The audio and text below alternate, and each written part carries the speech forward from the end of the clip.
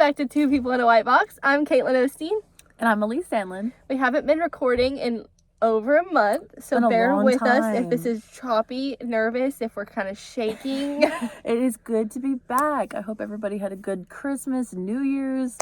We weren't recording because it was break, obviously, and we used my school's studio. Yeah, but we missed it. We missed our rants. I feel like I have a lot of pent-up anger to take out. Not really. Any horrible family discussions over the holidays? I wouldn't say so. You know, you got your normal Christmas topics to avoid. I think we avoided them pretty well overall. That's good. There was a couple times where I was like, oh, let's not go down this path. But overall, it was okay. So actually, I don't have a lot of anger. That is good. You know, honestly, like, my family and I, we don't ever avoid anything. We always talk about y'all stuff. just go deep into it. But I think I've just gotten to a point where, like, I'm not even bothered anymore either.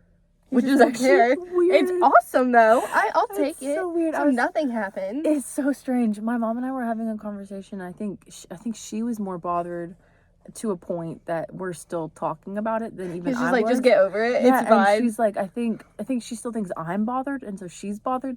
But I'm like, I just like talking about it at this point. That's why I have a podcast. It's kind of like a trauma response. Yeah. Like, have you seen those people that like, oh, I'm so glad you trauma dumped on me? I'm like, that's me. I'm just like, hey, I have these feelings and I need to get rid of them. Yeah, Here, like, I just like talking about it because, first of all, it's really like feminism in general, and you know, any kind of controversial topics are just fun to discuss. Oh, I know. Even the ones I don't have trauma over, but like even more so the ones I have. Oh yeah, anything. But and also a big part of it is I like kind of talking about how hurt I was, I guess, in a way, to talk about how far I've come. Oh, it's kind of like a growing experience where you're like, oh, I've really made it, you know? Like kind I'm of not hurt those anymore. Moments, and then it's like, wow, I'm here now, and I'm actually like great. We've matured. Like I'm not even mad.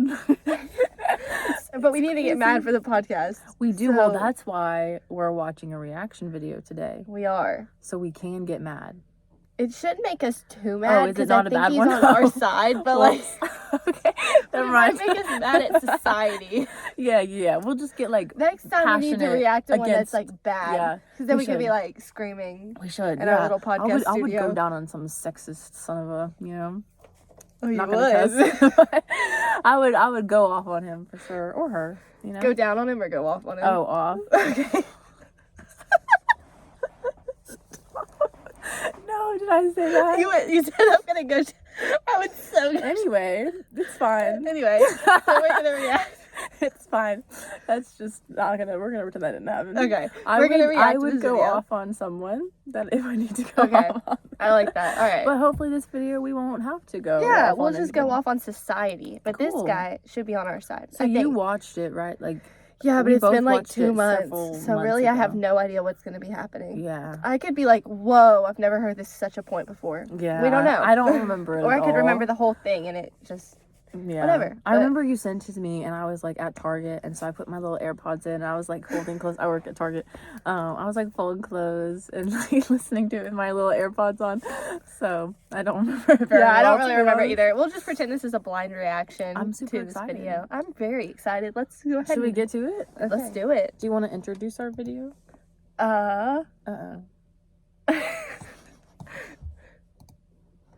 Something just went wrong. We're gonna pause real quick and we'll be right back. Okay. Perfect. So this video is... You pause like this? Yeah, there you go. This video is a TED Talk with Michael something. I can't see his name. Michael Kimmel, I think. Michael Kimmel. And I think, because this is a blind reaction, I really don't remember what he talks about. I think he talks a lot about the education system and boys and society and how it kind of makes boys act a certain way towards women, and kind of how society kind of directs men to be that way, not really just biologically, like men aren't this way. It's kind of society has kind of directed them that way. And people like to blame it on biology. Oh, all the time. Constantly. I actually do have some pent-up anger. But I'll talk about it later. Oh, dang, we can do it after. As we do the video. Stay tuned. Stay for the video. You, like, struck something at me, like a trauma. I was like, oh, wait, something did happen. Anyway, but not with my family. My family's awesome. But that's good. Other people did kind of make me a little we nervous. learned we can't talk bad about people that will listen to this. Exactly. I'm like, oh, wait. I'm like, now that I know some people listen to this, I'm like, oh, they know what I said about them. Someone who shall not be named did this to me, but it's definitely not you. Yeah. Or if you feel like it's you. If the shoe fits, wear it. You know? Yeah. Anyway, yeah. Okay. Are we ready? I think so.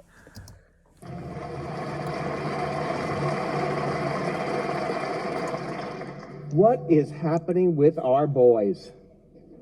Have you noticed that there is a national debate, international debate in Australia, the United States, in Britain, all across Europe? What's happening with boys in school? Are boys in trouble? What about the boys? Just a few of the covers of magazines and newspapers. It's been everywhere with my own contribution on the screen as well. It's everywhere we look. And if you look at some of the data, you would conclude that boys are, in fact, in some real trouble. The data tend to turn around three distinct areas. First, the numbers themselves. In Australia and the United States, 60% of all university students are female. Just the numbers alone. Second, how about achievement? Across Australia and the United States, girls are getting higher grades. They are getting they're getting more honors. The 75% in the United States, 75% of the #1 graduate in high schools across the country is a girl. So are boys doing worse? And then it comes to behavior.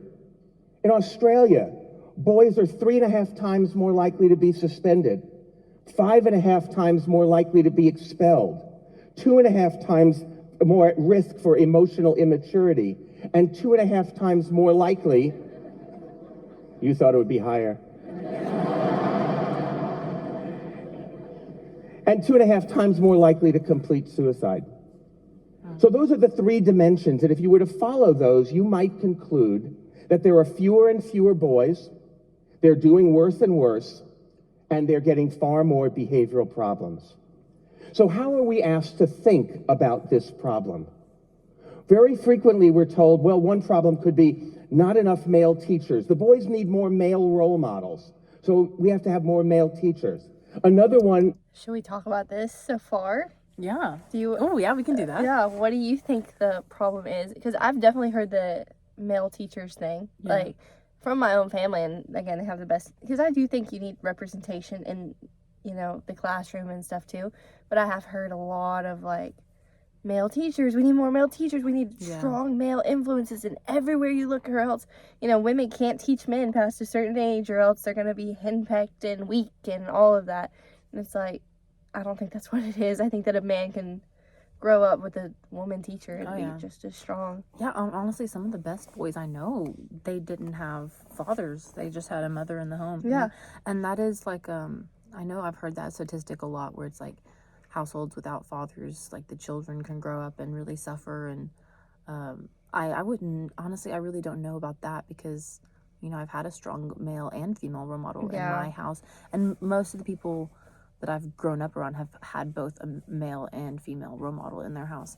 And the ones that haven't, you know, it didn't affect them at all. Yeah. So that is a statistic that I'm not as certain about. I'm sure, you know, just having input and role models in both genders is like so important, you know? I don't think it's just about like men having men, but men should have male and female role models. Women should have male and female role models, you know? Because I think just having as much teaching and as many good people to look up to, like that's just what is so important. Yeah, and you can just grow where you're at. Like I always said that having siblings prepared me for marriage, like having brothers and stuff, but you didn't have brothers. Yeah. So is that to say, oh dang Elise, you're not gonna know how to handle men? Like, no. I handle them real good. Yeah, yeah, she does.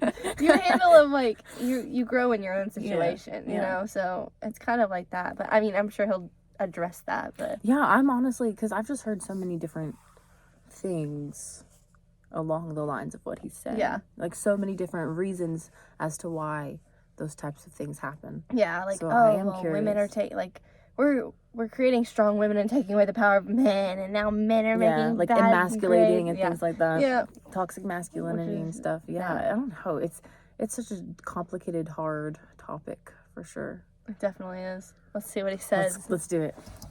Critique says, actually, it's feminists' fault. because Heard they that have one. completely changed the curriculum to make it more girl-friendly. So these little boys with testosterone surging through their limbs have to learn how to be quiet, sit still, raise their hands, and take naps. Or perhaps it is simply that we are not paying sufficient attention to different learning styles between boys and girls. Perhaps it's that the boys and girls are so different that we have to modify our teaching arrangements. I think all of these ignore the most important element in what I think of as the boy crisis that we're talking about, which is the actual experience of boys. And, by the way, the actual experience of girls as well. So let me tell you a little bit about the way in which I think about this. First, let's just take the numbers and take that off the table. It's not that there are more and more girls and fewer boys. The truth is, more people are going to university than ever before. It is true that the rate of increase among girls is greater than the rate of increase among boys. But it is not at all the case that girls are sort of soaring and boys are kind of declining. The reason there's an increase is because women were always encouraged kind of to be homemakers and stay at home and not really go to school. And I mean, that's not to say that everyone encouraged them to do that, but I feel like that was a lot of it, of like, oh, you're going to be a homemaker. Why would you go to school? You're just going to take care of your kids. You're just going to be like their teacher. You don't need to go to school. Yeah. Yeah, like, the ability for women to pursue higher education is still relatively new. Yeah. Like, and it's encouraged. Yeah. And it never really was before in the mass scale. Like, it definitely was, like, I'm sure individuals encouraged women to go to college. We definitely, you know, in the 1900s, which is weird to say, it's not that long ago. Yeah. But women were definitely encouraged, and we definitely had really strong women that came from college. But I think by the mass majority, it was like, you know, you got a lot of homemakers in that, and there's nothing wrong with being a homemaker. But if the increase is, it's showing the increase because there's more women that are going to school and being encouraged to. It's increasing for everybody, you know. But also that women are finally getting that equal shot to rise up. Yeah. And it proves that when we do have the shot, we do well. We come, we show up. We do real well. Like, why not? We're equal competitors to anybody else out there, you know? Yep. Yeah, that is really cool though. I'm glad people are going to college. Me too. Glad they're getting out there. Or don't go to college, you know, whatever. Fine with me. If they want to, though, that they have the opportunity. Exactly, you know? Yeah. So that's the first thing. But let's take a look at that achievement question. It is true that girls are catching up to boys in science and math, that their mean scores on tests are relatively the same these days. Well, why would that be? Well, here's what we know. Girls tend to underestimate their abilities, and boys tend to overestimate their abilities. I'm like a boy in that way. So what that means is that in science and math classes, especially the higher level science and math classes, you have fewer girls who are really, really good. They bring those mean scores up. But you have a lot of boys who have no business at all in those higher level math and science classes, and they bring the mean scores down. That is why you have the parallel between in achievement. Interesting. But more than that, let's take a look at the other side. Let's take a look at English and languages. Here, I think we bump squarely up into the ideologies of masculinity. A wonderful ethnography of high schools here in Australia by an education professor named Wayne Martino sat and listened to boys and girls in high schools here in Australia talk about how they felt about English and languages. And the boys said things like, oh, I hate English. It's like there's no right or wrong answers. You have to say what you feel, and I hate that. So a girl sitting literally next to him in the school says, but that's what I like about English. There's no hard and fast right or wrong answers. You get to talk about what you're feeling. That's what I really like. So boys don't like English and language for the very reasons that girls say that they do. And so the other thing, so let's talk about some of these remedies then. We know that boys overestimate their abilities, girls underestimate them. Let's talk about some of these remedies. Well, more male teachers. It's okay, but to be honest, there is no empirical evidence whatsoever that sex of teacher by itself has an independent effect on learning outcomes.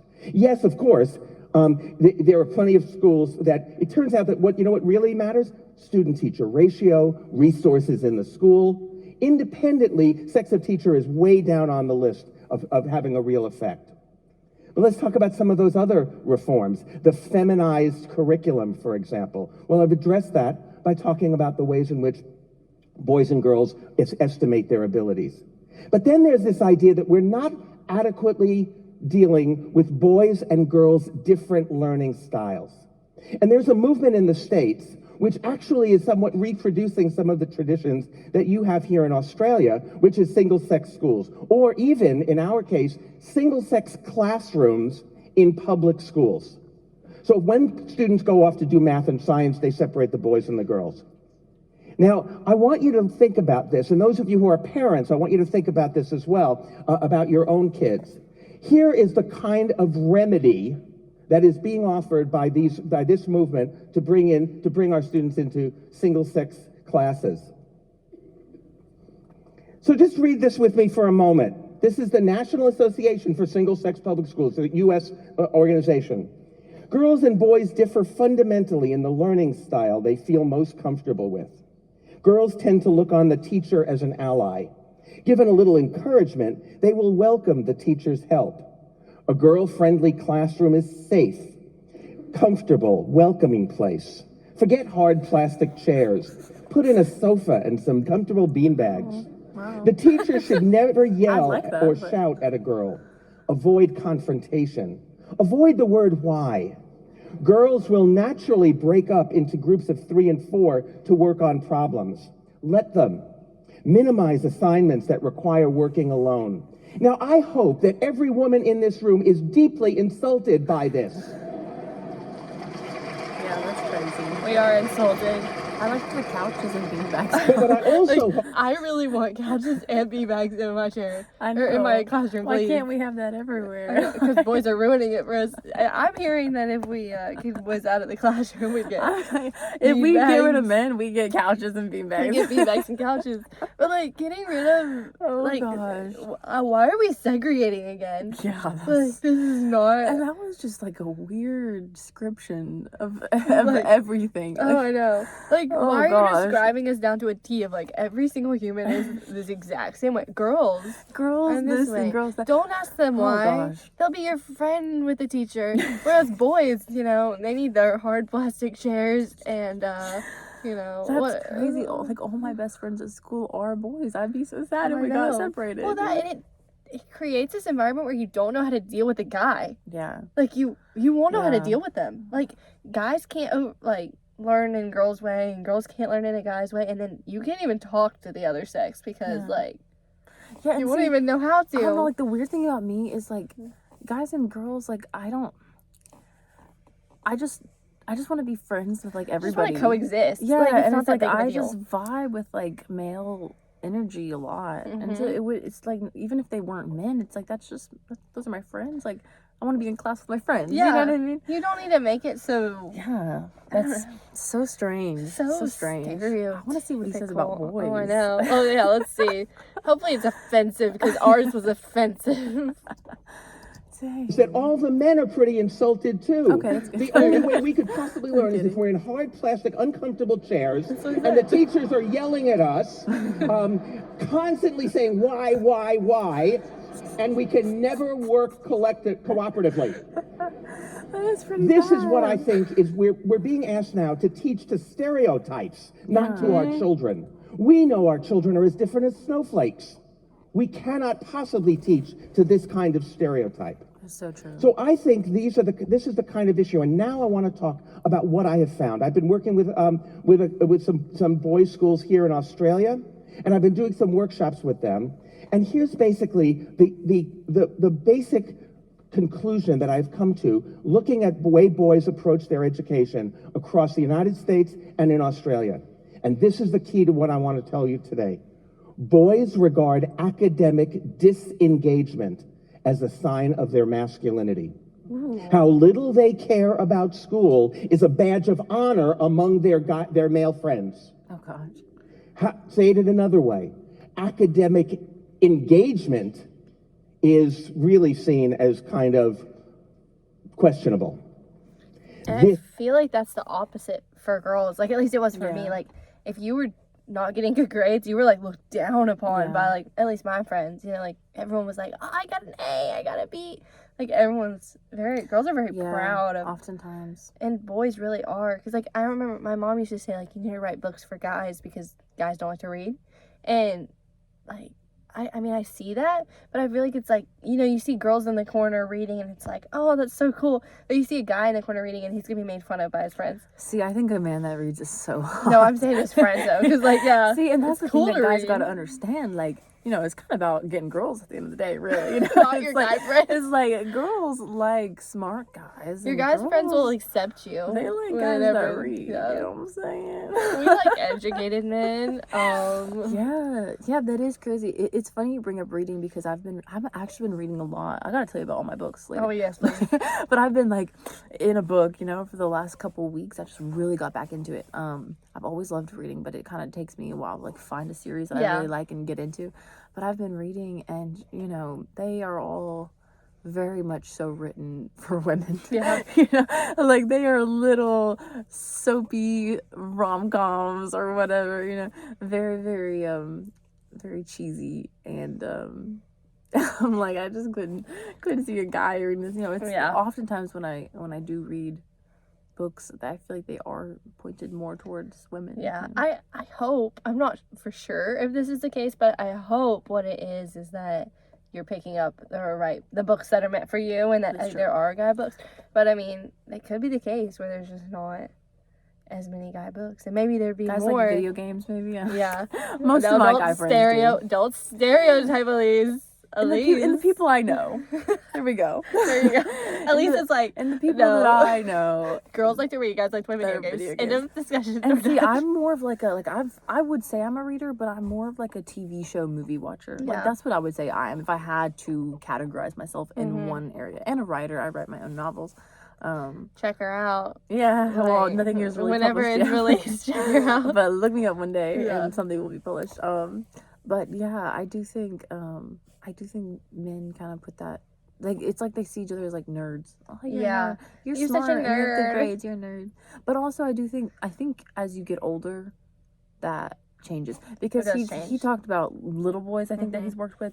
I think like high school, especially college, and then like the academic world, I think that vibe completely unless changes. you're just jealous, like, because there are guys that are jealous of people who are smart and are like, you're a nerd. It's like, okay, that's true. What about it? They're making a lot more money than you are. Like, that is true for being a nerd. I feel like, I mean, at least what I've seen, like, I think that is something, like, being smart as a man is something that's like really looked up to. Maybe when you get older, less as like in like academics, and when but you're more in like the world. You're not. It's like, oh, why are you trying so hard? You shouldn't be worried about that. Which is so weird. I honestly had never really even thought about that. Now that he said that, like, I can see how that's true. That is one area that I'd not even like considered, I think. Yeah, about academics and stuff. Yeah. It's crazy. I know. Because I guess like my dad was like always so smart, you know? It's yeah. Like, it was just like I saw that in men all the time, and I thought that was so cool. My dad is like super smart, but he said he made horrible grades. Really? Like in school. That's crazy. And he said that like they would have, like back then education you could kind of get away with a lot more. Yeah. His teachers apparently had him like counting soup labels for math class because they thought he couldn't pass a math class. Dang. So they had him like counting that instead. Bless his heart. Yeah. So I don't know. I said bless his heart. Bless his heart. Isn't it? It's all a good thing. she banged her. She like slammed her finger early, and I was like, oh, bless your heart. You know, so it's like that feels so fake. Bless like, oh, bless your heart, you little baby. Get over yourself. I really don't mean it like that. I promise. I'm not fake. Okay. I didn't think you did. I was just kidding. Thank you. All right, shall we see what he says? Yeah, go for it. The key then, that boys have come to regard academic disengagement as a way to prove their masculinity. And I would ask the men in the room to think about, when did you learn this? Because we all got these kinds of messages. And what I've been doing in my work with these boys, and what I'd like to suggest for the men in the room as well to think about, is how we incorporated this. How did we learn this? This isn't natural to us. We're naturally, if you've ever watched a 2 or 3-year-old there, we are naturally unbelievably curious. Somewhere along the way, we lose that. And so the workshop I do, and this I'm going to ask the men in the room just to think about this for a minute. When you wake up in the morning, this is what the kind of exercise I do with the boys and with men in lots of different countries. When you wake up in the morning, men, and you look in the mirror, you say to yourself, "You're a good man." At your funeral, you want it to be said of you, "He was a good man." What does that mean to us? What does it mean to be a good man? This is what men say. Yeah. They say I'm interested to see what he honor, says. integrity, do the right thing, stand up for the little guy, be responsible, be a good provider, a good protector, sacrifice, put others before yourself. That's what we think it means to be a good man. I like his definition of a good man. Me too. I remember. And then I say, I remember we talked about that when we read that magazine, because it was kind of talking about like being a good Christian man or something. But then, you know, I was like, well, is being a good man a different definition than being a good person? You know, being a good woman. It seems like it's the same. Yeah, it basically is. Yeah. where'd you learn that? And they say, well, it's everywhere. It's Homeric, it's Shakespearean, it's the Judeo-Christian heritage. And that's true. Those ideas about what it means to be a good man are pretty much universal across our countries. So then I say, okay, that's what it means to be a good man. Now you tell me if those are the same phrases, words, and ideas that come up when I say, man up, be a real man. And then the boys say, oh, no, that's completely different. That's be strong, be tough, never show your feelings, play through pain, suck it up. The number one thing that boys say in the United States, never cry. It is be hyper competitive, win at all costs, get rich, get laid. That's what it means to be a real man. So I asked the boys, where did you learn that? And they say, in order, father, coach, my male friends, my older brother. Women, mothers, girlfriends, grandmothers started about number 7 on that list.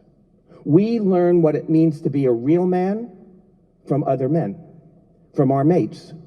So I think what I want us to begin to tell our own sons is not the story of how awesome we are, but rather the times, and every man in this room has had this, I know it.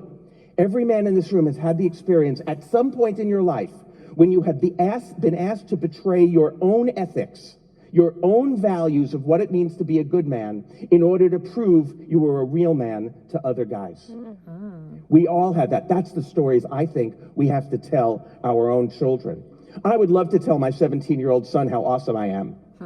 But what I really need to tell him is the times I did the wrong thing. I still remember I was in year 8 in the locker room, and the boy next to me in the locker room was being bullied by some other guys.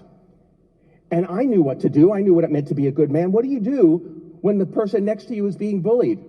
You stand up for them. You do something. You intervene, right? That was the moment my shoes became so fascinating, I could not take my eyes off them. I just sort of moved them this way. I kind of moved them this way. I could not look up because I was scared. I was scared that if I intervened and I did the right thing, they would come after me. So I did the wrong thing. And what I want my son to know is it cost me. I was ashamed of myself. I couldn't look at myself in the mirror quite the same way again. So this is the kind of argument I think we want to bring to men. This is the kind of conversation that we have to have between men and boys about the cost to us for betraying our own values in the name of proving our masculinity to others. And fortunately here, I think we have an enormous amount of help. Because this is one of the arguments, it seems to me, that the women's movement has been making for the past 40 or 50 years is men are already knowing, we already know how to have those kinds of relationships. We already know what it means. Every man in this room already knows what it means to love a woman and want her to thrive. Because we're not just men. We're not just men. We are fathers. We are sons. We are grandfathers and grandsons. We are brothers and lovers and partners and friends and husbands. We all know what that feels like already. We already know what it feels like. So we're not asking men to do something dramatically different. We're thinking this is a way for men to do what we're already doing. You want to meet an instant feminist? Talk to a man whose daughter just hit puberty. And he is going to say to you, oh my God, there are boys out there who are looking at my daughter the way I was taught to look at women. This has got to stop. This has got to stop today. And it should stop. Yeah. Right? Yeah. No, it's so, I have a lot of thoughts. I don't know, because my, obviously my dad was that kind of dad, you know? And we also kind of talked about that, like how your parents see you when you're little, and then you're all grown up and you're wearing bikinis and they want to cover you up, and like, to women in a lot of ways, like being told to cover up is kind of anti-feminist, because it should be placed on the men. It's their responsibility, not on the women. It's not our responsibility, but being able to like realize like, oh, the way that these boys are looking at this girl, it's wrong, that is a big part of feminism, And they really are taught to look at women that way, but then they don't want, like, they care for their mom and their sister. I think of like the Dove commercial, that one where it's like, hit like a girl and they're like, girls are weak, and then it's like, well, not my sister. It's like guys will say this stuff, but then it's like, well, not my sister, not my daughter, not my mother, like, and you can't just make exceptions. It's like women are equal, and you don't view them this way, or your daughter's gonna get looked at that way. Like, you have to, there always has to be a standard, and we can't lower it or raise it. Like, this should just be the standard, and you should treat every woman with respect, whether it's your mom, your sister, your daughter. Because at the end of the day, I think that most men, like 99.999% of men, care about their mother or their daughter, or like at least a woman in their life, and would really love to protect them and guard them and take care of them and keep them away from evil. And yet they a lot of times provide the evil towards other women. It's like, that's true. Take it back. That's so interesting. I feel like I just have so many thoughts. I know. Like, I don't know how to word them. I know. I'm kind of trying to like wrap my head around it. Yeah. Should we finish and we should, see if I can get my thoughts together by then? Uh-oh. Headline in The Onion recently sort of illustrates this. Eminem terrified as daughter begins dating man raised on his music. Right? He's finally reading his own lyrics, but through a different lens. You want to meet another instant male feminist? Talk to an older man whose grown daughter is facing discrimination in the workplace, and he will say, wow, that workplace has got to change right now. I had no idea. So my feeling is we already know the answer to this. We already know what it feels like to support women, to love women, to want them to succeed. So I think in some ways we have this phrase in our cultures. You know how like we say, oh, you can talk the talk, but you can't, you have to walk the walk. I think we have to go one step further than walking the walk. I think we have to talk our walk. I think we have to say publicly that this is who we are, that we love women, we care about them because we feel that way about the women in our lives. So this, it seems to me, is the place where we begin that conversation, where the conversation is about masculinity, what we think it means to be a man. And the really interesting and probably most hopeful thing I could say is that we are not asking men to be different or to change. We're asking us to remember. We are asking men, in fact, not to be different, but to be more authentically ourselves. Thank you. It's good. I like that. See, that was really good. I think, like, I don't know, this is hard for me to try to, like, wrap my head around it, because it's too deep. I'm trying to think, where did it all start? Like, where did it all go wrong in society? Because personally, I think we're better now with gender relations. Definitely. Women's rights, the way women are treated in personal relationships, in the workplace, whatever it is. I think we're in a better spot now than we used to be. So clearly something's getting better, but how did it get bad to begin with? How did it... Oh, I know, like, where was the disconnect? Because it's hard. I don't know, because clearly something had to happen naturally for society to kind of be warped the way it was, you know, because I mean there are bad men out there, you know, and I do think it probably was the bad men that kind of started it all, because they had the power and they had the strength, and they're kind of the ones that formed society, put women in a box, and it took us so long to get out of that. But clearly there were good men helping us get out of that, because the men were the ones that had the rights. We couldn't have done it without their votes. We really couldn't have. Like, we needed their votes, we needed their voice, and we still do. Like, we still do. Like, that's why I like what he says, you know, walk the talk, because it is the men who are looking at the men to show them how to be better, you know. And you know, it takes one person, it takes one father, one teacher, one coach, whatever it is. It takes one generation sometimes in a society to break the cycle. And I think we're getting to that place where we're realizing that there is a cycle that needs to be broken. And you know, women have done so much to get rights for ourselves, but we've never done that in a way to push men down. You know, we've never wanted to do that. No. We just want, you know, like he said, for them to remember, you know. In fact, we need strong men to help us fight these battles. And there's less battles now in the United States, but there's so many in other countries. And then before in the United States, it's like there were so many issues. Like you said, we couldn't have done it without. I mean, we could have done it without it, but like we needed their help, and they helped us push to it. So in no way is feminism like, let's create weak men. It's like, it takes a strong man to stand up against something like that society has taught you. It really does. It takes someone that's willing to go against the mold, which is absolute strength. Like, it's so hard to go against the mold and be questioned on every turn. I wish we had a male guest speaker. I know. I would love to hear, like, the thoughts just from a guy's perspective, you know?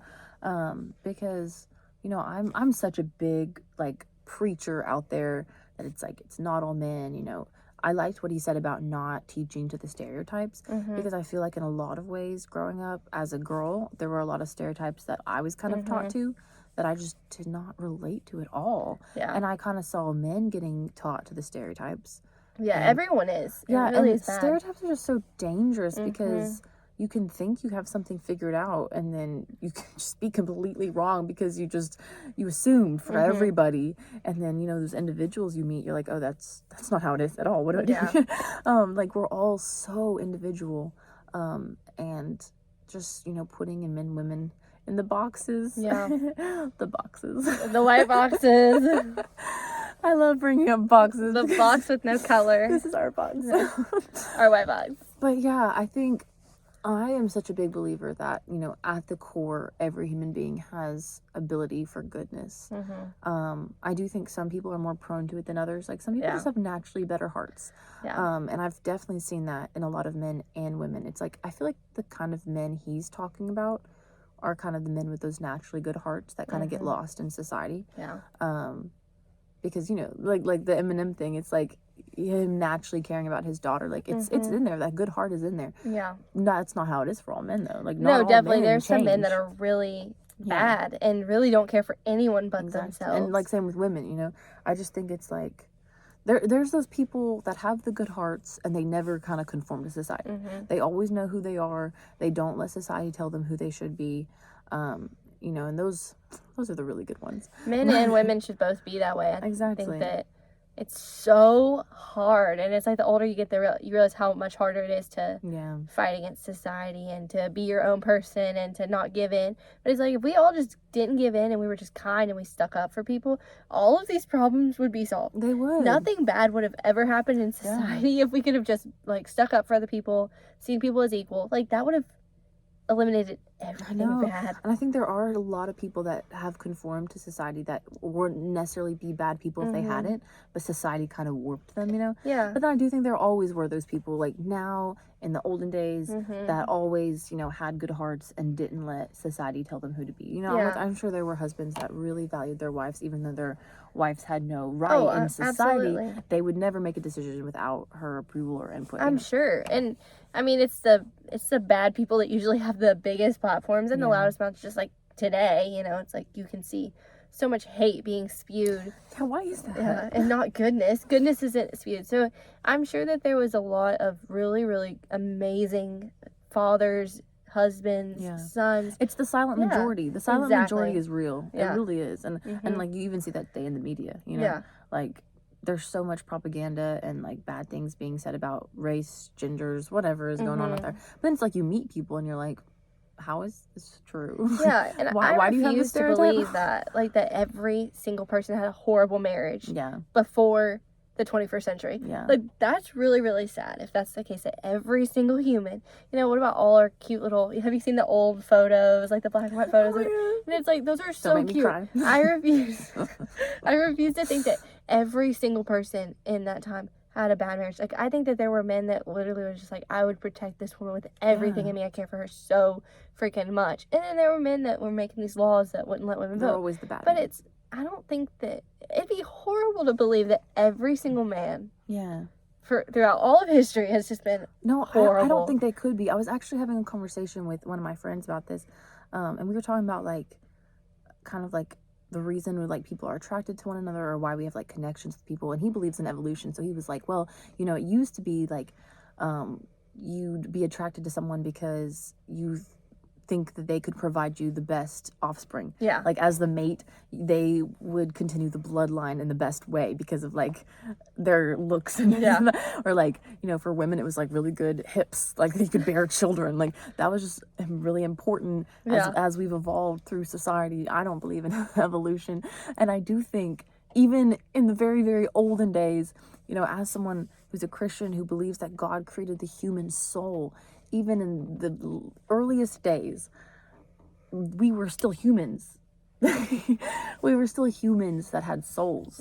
And our souls have such intricate aspects to them that are made in the image of God. So we, of course, had the ability to love, to be selfless, to die for one another, to love one another in that way. It doesn't matter what time period it was. The soul in the human being still remains the same.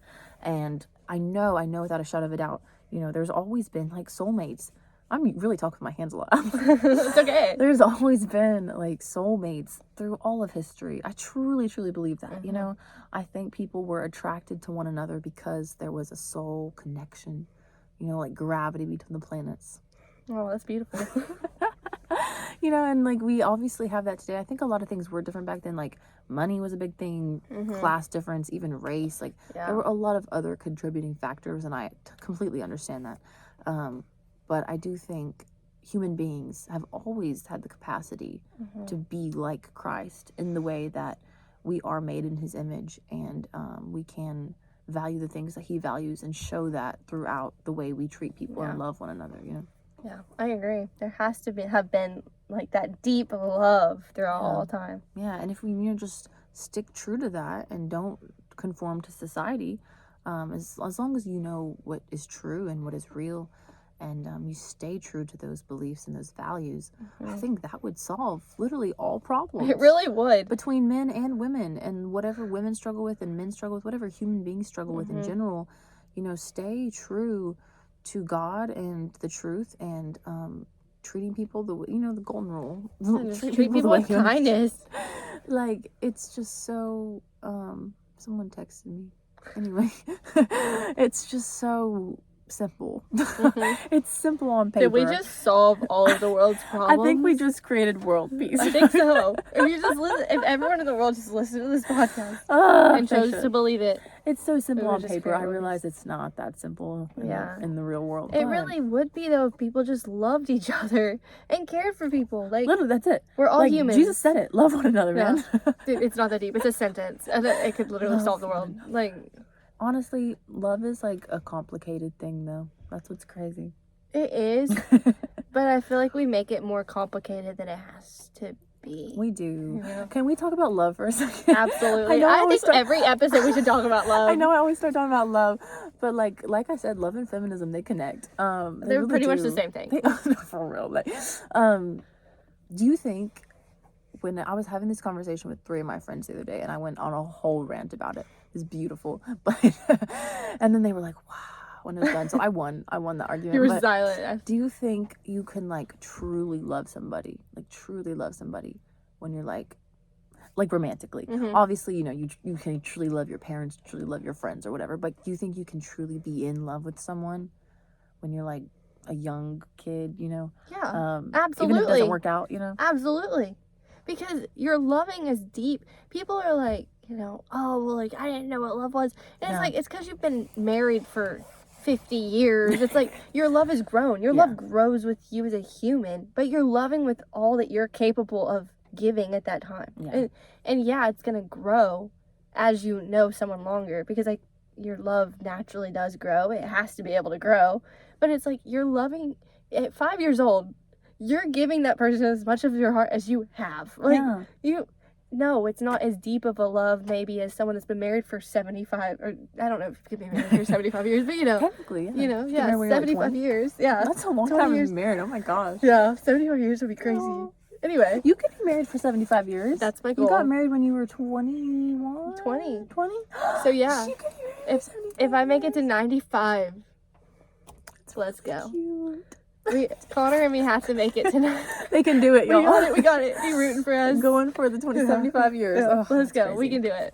Oh yeah. I mean, it's just like, of course your love naturally grows with the person the longer you know them, but it's like you're giving as much as you can at that time.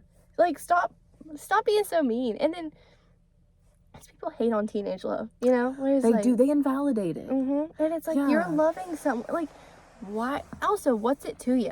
Why does it matter to you? Yeah. Are you jealous or something? Like, no, I was funny because I was having that conversation with 3 of my friends, and we were talking about just kind of like how desperate we were when we were like 15, liking somebody, you know.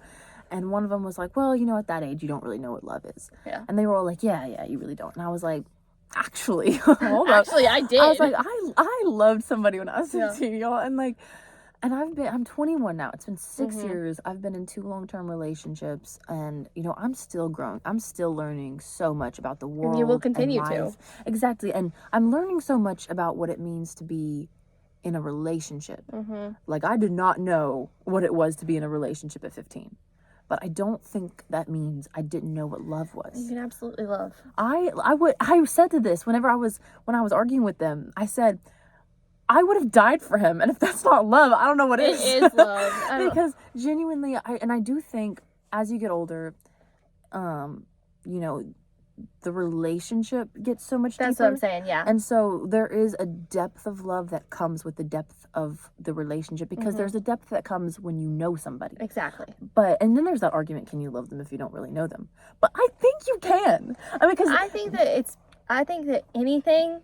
It's like the people that say that they were stupid when they were 20. It's like, oh, you don't know anything when you're 20. It's like, no, but I'm growing and I'm using the circumstances that I have to make decisions. I'm not stupid. I'm just working through stuff. And one day when I'm 50, I'll be as wise as you. It's the same thing with love. It's like, no, I'm loving with everything I can. Like, you do the best you can as you go. Dying for someone, it's like, that is love. Literally, even the Bible says it. No greater love has a man than that he laid down his life for a friend. And I think of like Jack and Rose in Titanic. This is not the first time I've even brought up a Titanic on this podcast. Oh, I think you have, like, every episode. It's awesome. I love it. Like, they barely knew each other. They knew each other for 3 days. But he died for her. And I do believe that is true love. It is love. And I think you can truly love someone even if you don't truly know them. Yeah. I think your love is different and possibly deeper if you do truly know them. But I think that feeling, and that, not just the feeling, but what you would do for them, what would you give up for them, what would you sacrifice for them, that can be so real, even if you don't know the inside and out of their soul, you know? And that can be so real at a young age whenever, you know, you're not thinking about marriage and finances and kids. I mean, all those things change as you get older, because when you love somebody, you want to spend the rest of your life with them, you got to factor in, is this person going to be a good husband, a good father, financially stable? Like, are we going in the same places in life? Like, you got to factor all that stuff in. But I don't necessarily think any of that has to do with love, because you can love someone more than anything and not want to spend the rest of your life with them. I've been there. Yeah. No, I 100% agree. And just to say that you're not, I think different people have different capacity for love. So, like, you might have more love to give than some person that's 50 years old that's been married. But, you know, it's like some people just feel and love on such a deep True. level. And it does have to do with the person. It's like you can love somebody more when you're 25, but that might not have to do anything with age. It might just be because you've met your person that you have didn't know what capability. you wanted, in that person to really make you feel that way. Yeah. But that love doesn't is invalidate so broad when you're younger. You know? That doesn't mean that you didn't know what it was. Like, my definition of love has not changed since I was like 13. Yeah. Like, I look back, and even though I've had much deeper love and I've known these people much more deep, and they were like my best friends, not just, the people I loved, but I look back at my little 15-year-old self and I was like, yeah, she loved him. She loved him so much. Love is so broad too, because it's like, I don't know. It's like, okay, so you've got romantic love and you've got friendship love. But, like, personally, I loved some of my friends, like, when I was younger, like, with such a deep, wholesome love. So if you can love a friend with that deep, or a mom, if you can love your mom with that deep of a love, can you not love romantically?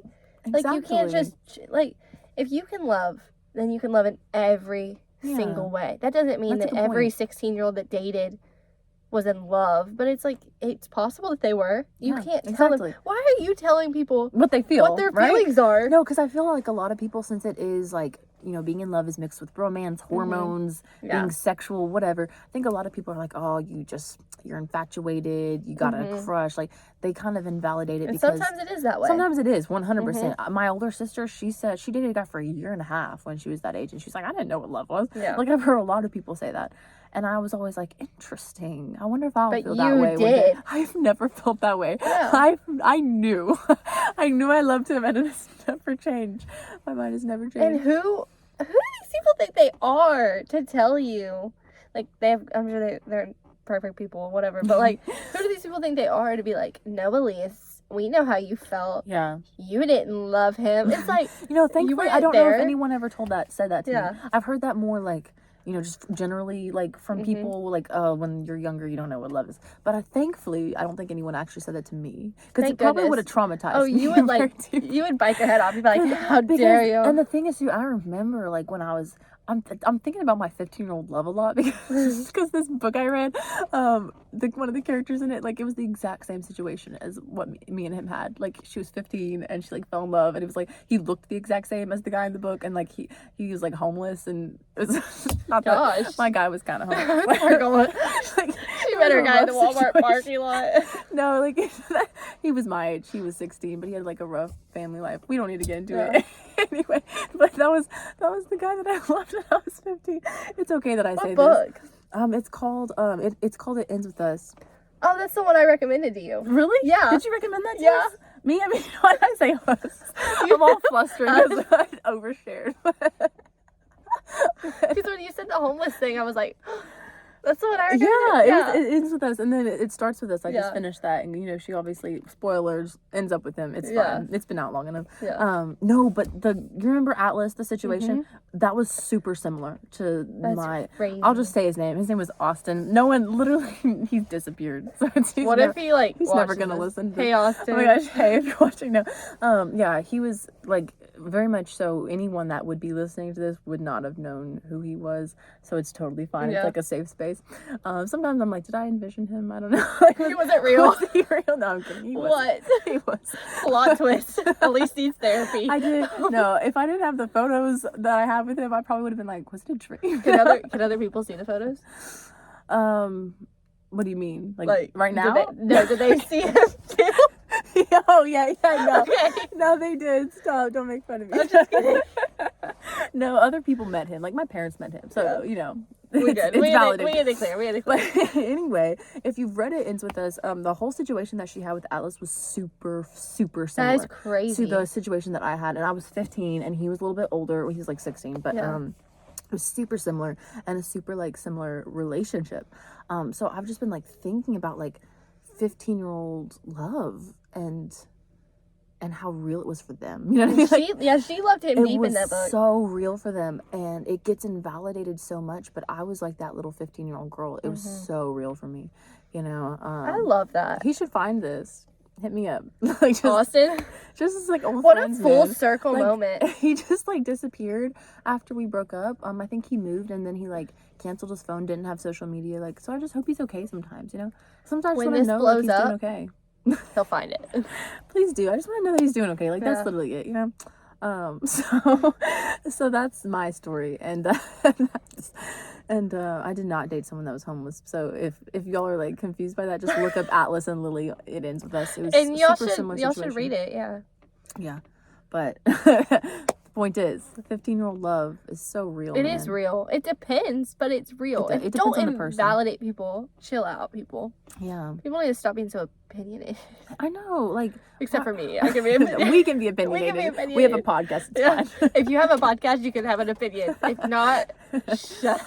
Yeah, I don't know. Like, during that time, I felt like I didn't have, like, a right to love him as much as I did. I remember that.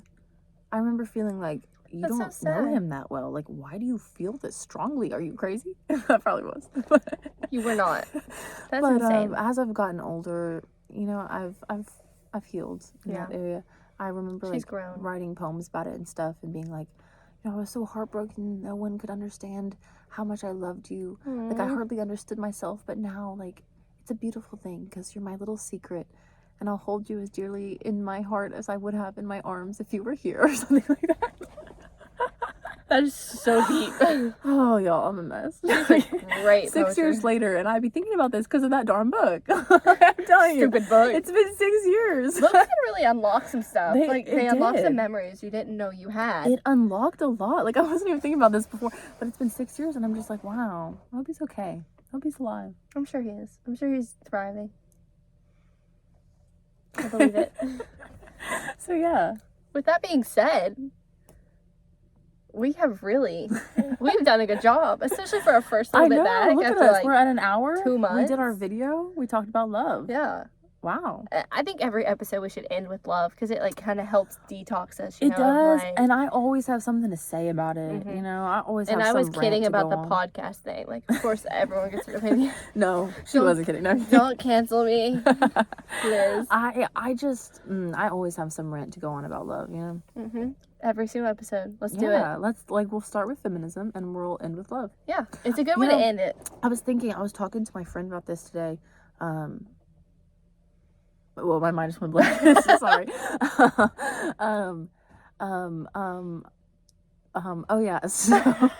So if we finish off like our season 1, you know, strong feminism, if we ever wanted to go like in a different direction in season 2 and like kind of make a different theme, like obviously can still talk about whatever we want because we already do that. We talk about whatever. We talk about whatever. But if we wanted to like make a different theme sort of for season 2, I don't know. It's something we could talk about. That would be cool. And if y'all have any requests, just email us. Anyone at listening to this, twopepleinaWhitebox@gmail.com. Like, Did we check that? Yes. Okay, good job. I do. Good job. No one Not emails me. us. No one emails us. It's okay. Like, what if we're actually famous? Actually, Yeah. No. What if we never do? That'd be cool. Yeah. We just kept making like stupid episodes, and we're just like, oh yeah, we have sponsors. Yeah, people are paying us for this quote. What? But yeah, there's just like so many. What? There's so much under the sun we could talk about, and I feel like we already do. Like, we don't really stay on a topic. We really talk about whatever we want. Pretty you know? much. But it's just open to discussion. I love you know? that. It's like, I'm sorry, people keep texting me. She's just so popular. Hello, it's Des. Okay. I think that was one of my old friends actually from high school, Desiree. What does this unlock? Like, it's like it does something. Like, everyone just starts. What's happening? Austin texts me. Like, this isn't live, is it? I imagine it was. He was doing it. No, I literally haven't spoken to him for 6 years. So Go find him. fine. He's good. He's vibing. So yeah, lots of things to talk about, but I Well, always stay tuned. enjoy talking about feminism, and then I do too. you know, love. I love that we've kind of transitioned to, you know, being angry about feminism as we once were, to like feminism leading us into love. Yeah, loving people on a deeper level. I just love that. Like, that's where our That is hearts are at awesome. now. Aw. I'm so proud of us. Me Silent too. high I fives. just had like Like a a full moment. circle moment. That A was kind of moment. awesome. I love that. I love full circle moments. We really have just, Yeah. man, I'm so proud of us. I'm meeting up. This is like oversharing, but why not? It's not really like something I'm trying to hide. I'm meeting up with one of the boys I dated when I was 17. No, 16. Sorry, I only dated one boy when I was 17. I didn't cheat. I'm meeting with one of the boys I dated when I was 16, and he's bringing some of his old friends, and I'm bringing some of my old friends because we were all a friend group when we were like 16. We're meeting up this Saturday, and we haven't spoken or had contact in like 5 years. And he was one that like broke my heart. If he's watching this, it's okay. He knows all this. like he broke my heart, and it was like one of the hardest things that I'd been through. And now I'm like meeting up with him, and he's married. He's got a kid. Like, you know, I've got a boyfriend. Like, we've all moved on. Like, we're all happy. We're just kind of meeting up as old friends, you know. And it's like the biggest full circle moment in my life. That is so cool. Like, I love that. I'm doing this for my 16-year-old self because like all she would have wanted was this. And like if she could see me now, 5 years later, we're literally meeting up in the month that we broke up. That's crazy. And it's like a couple days off from when we broke up.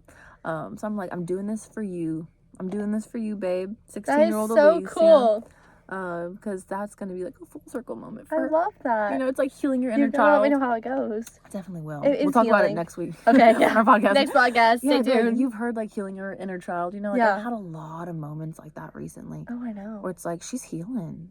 She's healing. I think it's like a proud feeling too. Where it's like, oh, I'm doing something. It's so proud. Yeah, it's like, wow, if she could have seen me now. She'd be so proud of herself. And then it gives you hope for the future because it's like there's a version of Elise in 5 years that's looking back. That's talking to you right now. And talking to me and being like, 21-year-old Elise, if you could see me now. Like, everything's going to be okay. It's going to be okay. It's like those poems that are like, me going to my big girl job because the world didn't end when I was 17. Have you heard those? No. Really? It's like a trend on TikTok I love right that. now. It's really, really sweet. It's a trend on TikTok, and it plays that one song. It goes like, ooh.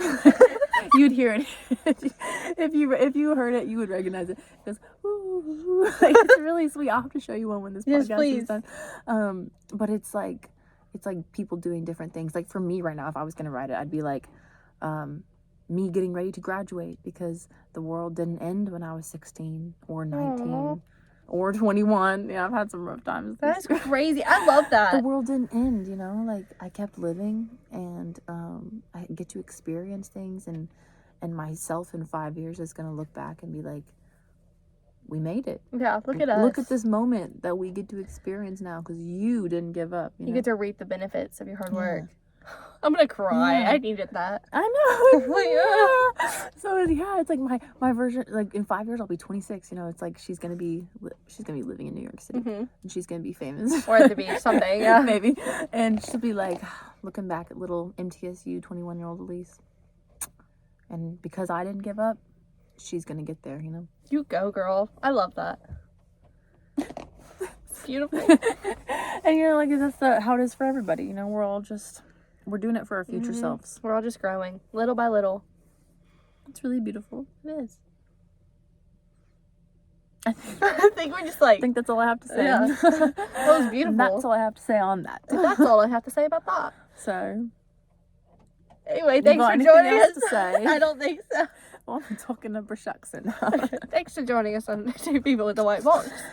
Yes, thank you so much for joining us on... Is this our... Fourth episode, I think.